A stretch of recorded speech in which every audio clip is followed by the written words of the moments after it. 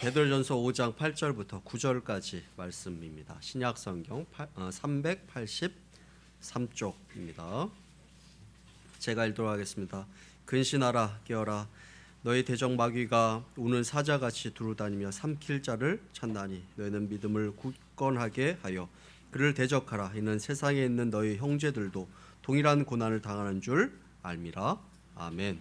년도 첫 주일 예배입니다. 이렇게 올해를 시작하는 것도 하나님의 은혜입니다. 우리 앞뒤 좌우에 있는 사람들과 이렇게 인사했으면 좋겠습니다.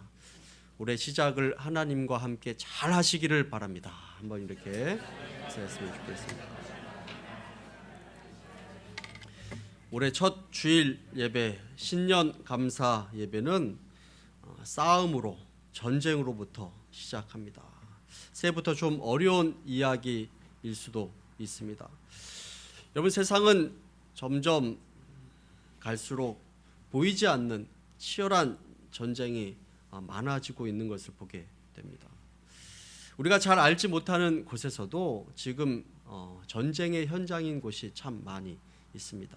또한 보이지 않는 전쟁, 경제 전쟁은 이미 치열하게 나라마다 이루어지고 있고 서로 경제적으로 먹고 먹히는 약육강식의 그런 전쟁이 되어버린 것을 보게 됩니다. 자, 그런데 그것보다 더 무섭고 더 치열한 그런 전쟁이 있습니다. 그 전쟁이 벌어지고 있는데 그것이 무엇이냐면 바로 영적인 전쟁, 영적인 싸움입니다.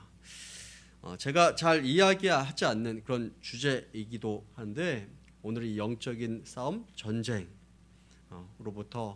이야기하며 우리 신년 첫 주일 예배를 드리기를 원합니다. 우리 베드로전서 4장 7절 말씀 우리 함께 한번 읽어보도록 하겠습니다. 함께 했습니다. 만물의 마지막이 가까이 왔으니 그러므로 너희는 정신을 차리고 근신하여 기도하라.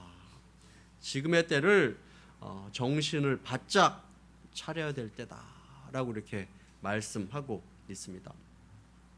우리가 살고 있는 현대 이 시대를 보면 점점 영적으로 악해지고 있습니다. 사람들의 심령이 점점 강팍해집니다. 사람들이 바른 교훈을 받으려고 또 들으려고 하지 않습니다. 점점 귀가 가려져서 자신의 욕심을 채울 스승은 많이 두지만 그 귀를 진리 가운데 듣는 것이 아니라 허탄한 이야기 가운데 두는 그런 시대가 되어버린 것을 보게 됩니다. 각종 이단들이 한국 교회를 흔들고 있습니다. 사단은 지금도 이 교회와 성도, 각 개인을 지속적으로 공격하고 있습니다. 세계 여러 나라의 기독교가 공격을 받고 있습니다. 그래서 지금도 세계 곳곳에서는 순교자들이 많이 생겨나고 있습니다. 그래서 우리가 오늘 봉독한 베드로전서 4장 8절 말씀은 사단은 우는 사자와 같이 두루 다니며 삼킬 자를 찾고 있다라고 이렇게 말씀을 합니다. 그렇다면 이 시대 가운데 우리가 어떻게 살아가야겠습니까? 예수 그리스도를 구주로 믿는 하나님의 백성인 우리는 이런 악한 시대 가운데 어떠한 영적인 자세를 갖고 살아가야 되겠습니까? 영적인 전쟁이 치열하게 전개되는 이 시대 가운데 우리들은 어떻게 무장하며 살아가야 될까요? 무엇보다도 현 시대가 악한 시대다라는 것을 우리는 잘 알아야 합니다. 그리고 하나님의 말씀으로 무장해야 되고 성령 충만한 삶을 살아가야 합니다. 우리 에베소서 6장 11절부터 13절까지 말씀을 우리 함께 한번 읽어보도록 하겠습니다. 자, 시작.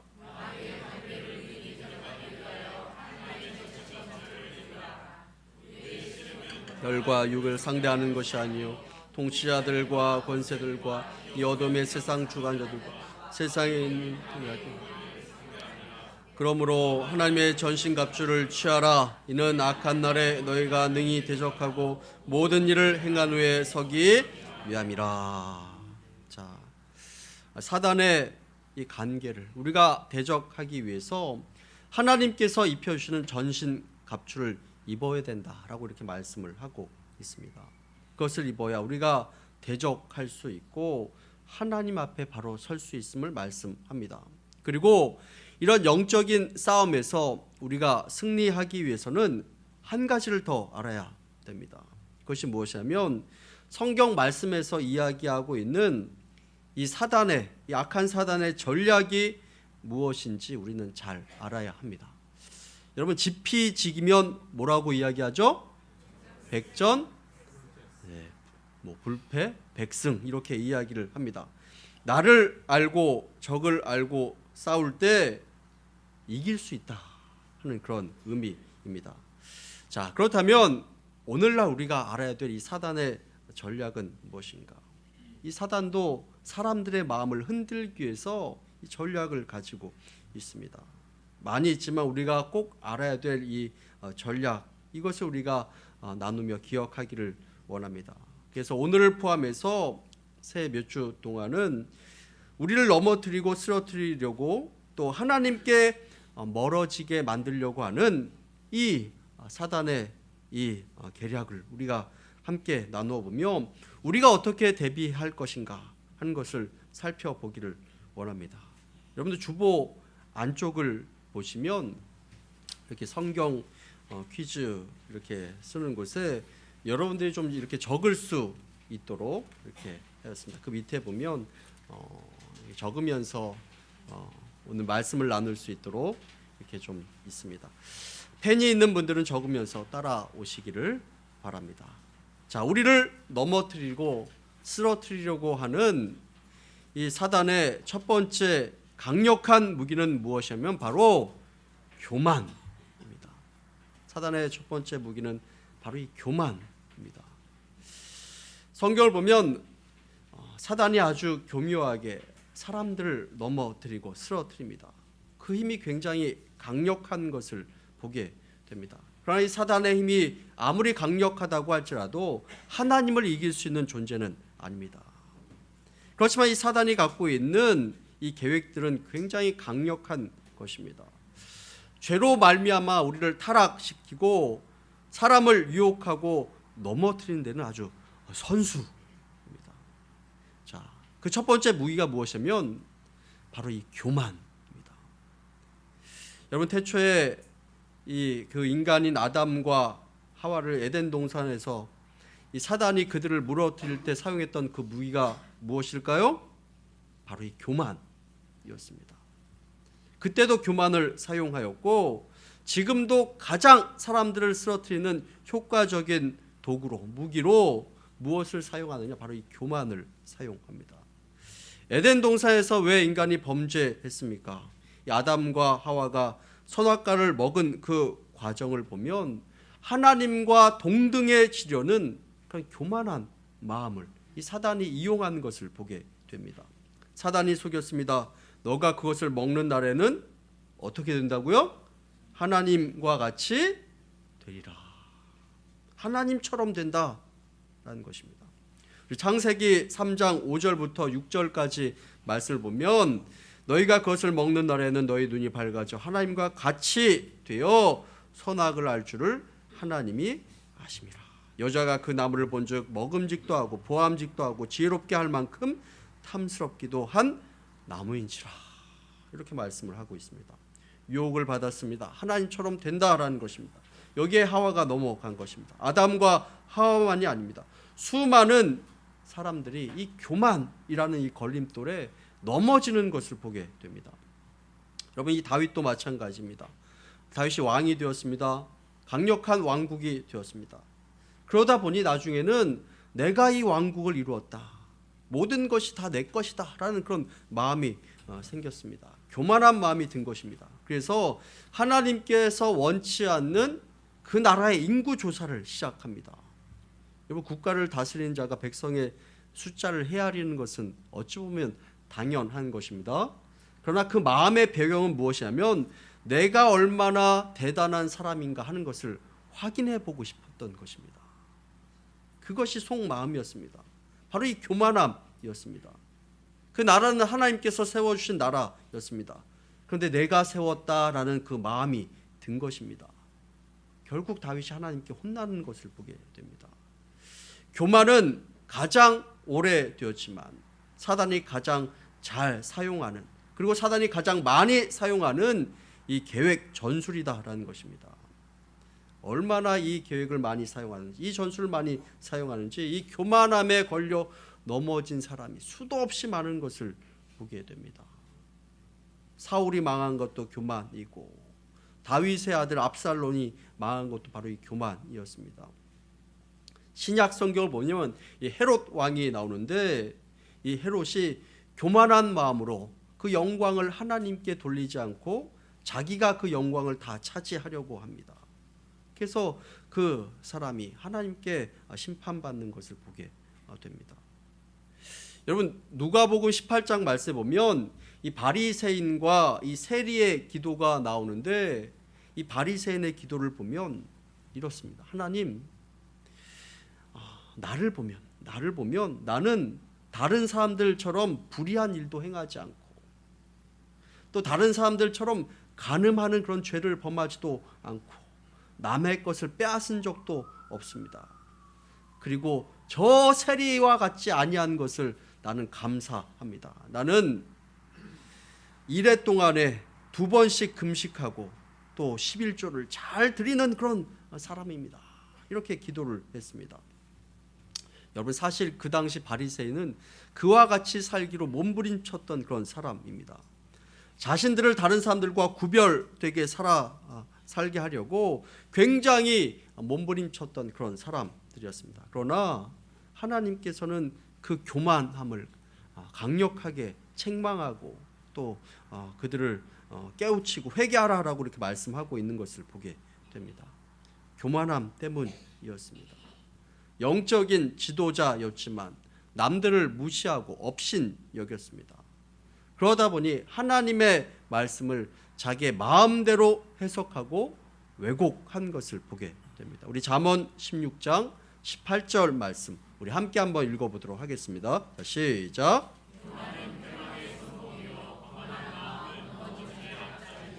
교만이 패망의 길, 패망의 선봉이다 라고 이렇게 말씀을 합니다. 오늘 우리 자신을 한번 돌아보기를 원합니다. 우리에게 이 교만한 마음은 없습니까? 이 마음이 혹시 우리들 마음 가운데 파고 들어와 있지는 않습니까? 남을 비판하고 험담합니다. 남을 쉽게 무시하고 정죄합니다. 교만한 마음입니다. 그 교만이 우리 마음 가운데 파고 들어오는 것을 보게 됩니다. 그러다 보니 하나님의 뜻도 내 마음대로 판단하는 것을 보게 됩니다. 혹시 여러분들 마음 가운데 교만한 마음이 생겼다, 그때 바로 정신 차리시기를 바랍니다. 겸손해야 합니다. 겸손이 능력이 되는 것을 기억하시기를 바랍니다. 자, 우리를 넘어뜨리는 이 사단의 강력한 두 번째 무기는 무엇이겠습니까? 이 사단의 두 번째 강력한 무기는 무엇이냐면 바로 이 절망입니다. 이 사단은 사람을 부추겨서 교만하게 만듭니다.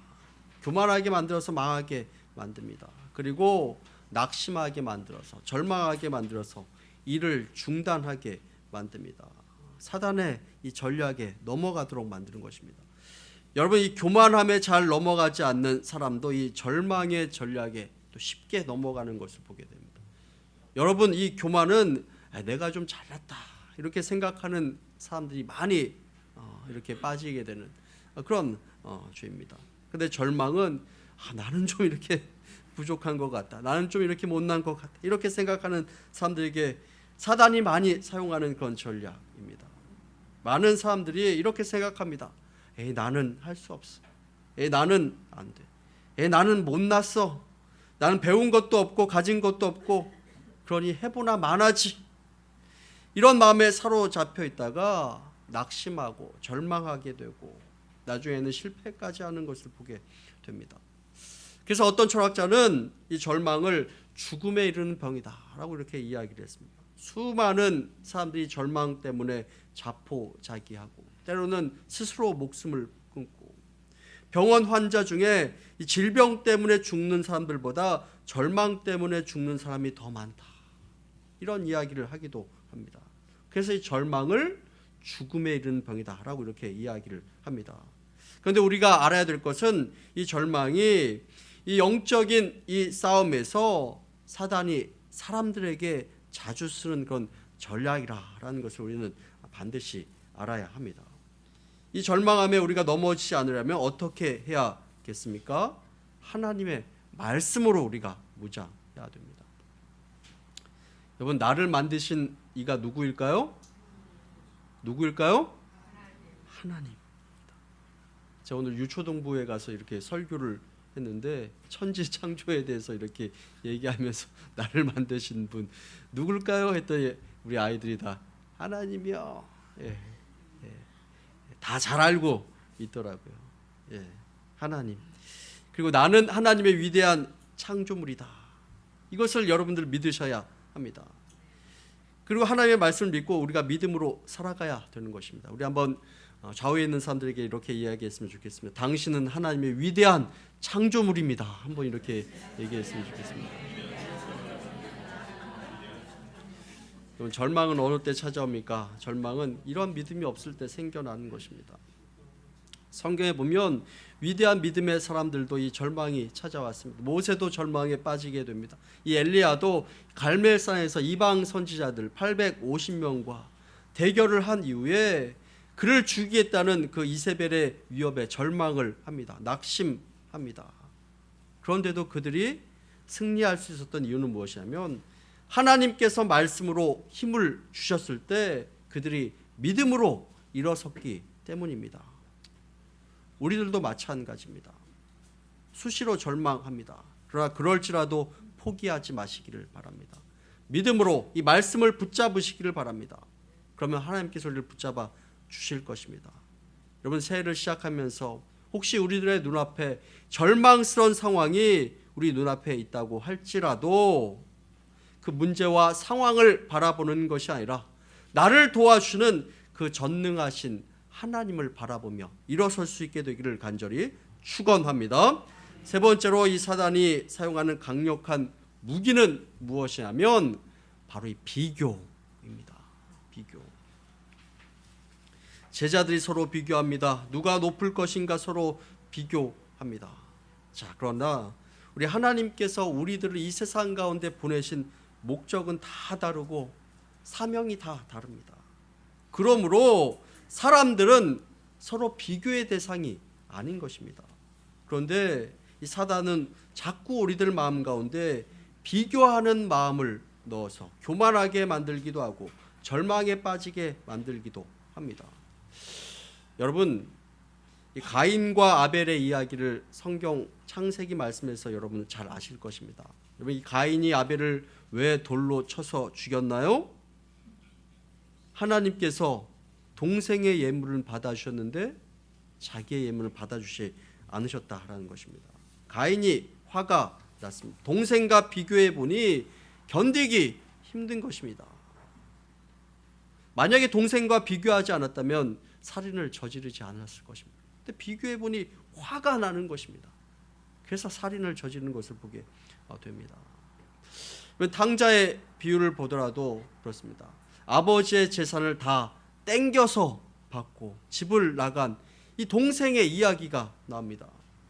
자, 큰아들이 보니까 동생이 나가서 아버지의 그 재산을 다 탕진하고 돌아왔을 때, 자, 아버지가 이 동생을 어떻게 맞이했나요? 네? 너 오지 마 이렇게 했나요? 네, 환대하면서 잔치를 막 벌이는 것을 보게 되었습니다. 그 모습을 보니까 기분이 나쁜 것입니다. 나는 이 집에서 충실하게 살았는데 아버지는 나를 위해서 양 한 마리 잡아주지 않았는데 동생은 저렇게 돌아오니까 크게 환대하는 그 모습을 보면서 비교하는 마음이 든 것입니다. 여러분, 혼자 있을 때는 아무 문제가 없습니다. 그러나 다른 사람과 비교하면 문제가 생깁니다. 우리가 혼자 있을 때는 감사하는 마음이 듭니다. 그러나 여럿이 같이 있을 때 비교하면 이 감사하는 마음이 사라지는 것을 보게 됩니다. 내 남편과 친구의 남편을 비교합니다. 내 남편이 좀 나은 것 같으면 은근히 교만한 마음이 들고 그렇지 않으면 절망하는 마음이 듭니다. 반대로 남편도 마찬가지입니다. 아내를 비교합니다. 자신의 아내와 친구의 아내를 비교합니다. 내 아내가 좀 더 괜찮다라고 생각이 되면 교만한 마음이 듭니다. 반대로 좀 부족해 보이면 이 절망하는 마음, 원망하는 마음이 드는 것을 보게 됩니다.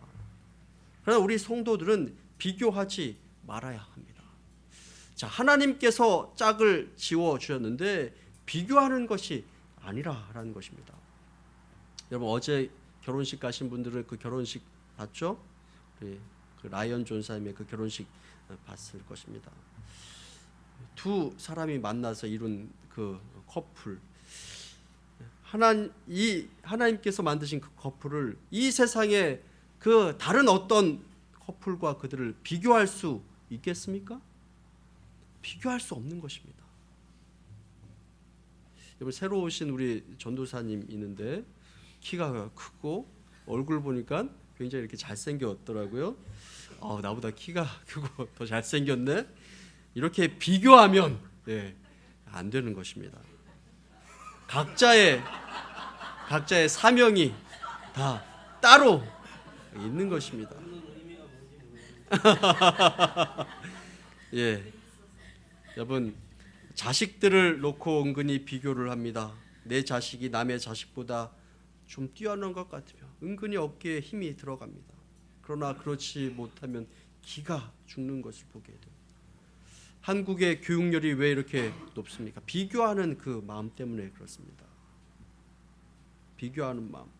그래서 아이들 죽어나게 막 그렇게 학원에 보내고 그렇게 막 공부를 시키는 것을 보게 됩니다. 그러다 보니 교육비가 또 엄청나게 드는 것을 보게 됩니다. 사람들은 보면 남들보다 뛰어난 것 한두 가지가 다 있기 마련입니다. 그것을 찾아내서 길러주면 되는 것입니다. 여러분들 지금 행복하십니까? 행복한 것은 남과 비교하지 않을 때 행복한 것입니다. 그러나 남과 비교해 보면 행복한 마음이 사라집니다. 힘이 빠지기 시작합니다. 나의 형편과 다른 이의 형편을 비교해 보니 내가 더 어렵다라는 그런 생각이 드는 것입니다. 왜 우리는 비교하지 말아야 될까요? 우리 하나님께서 창조주이시고 우리를 작품으로 만드셨기 때문에 그렇습니다. 여러분 이 작품은 비교하는 것일까요? 아닐까요? 비교하는 것이 아닙니다. 그래서 주님은 비교하지 말라라고 이렇게 말씀을 합니다.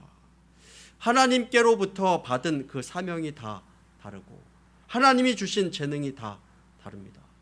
그러니 비교할 필요가 없는 것입니다. 오늘 말씀을 정리하기를 원합니다.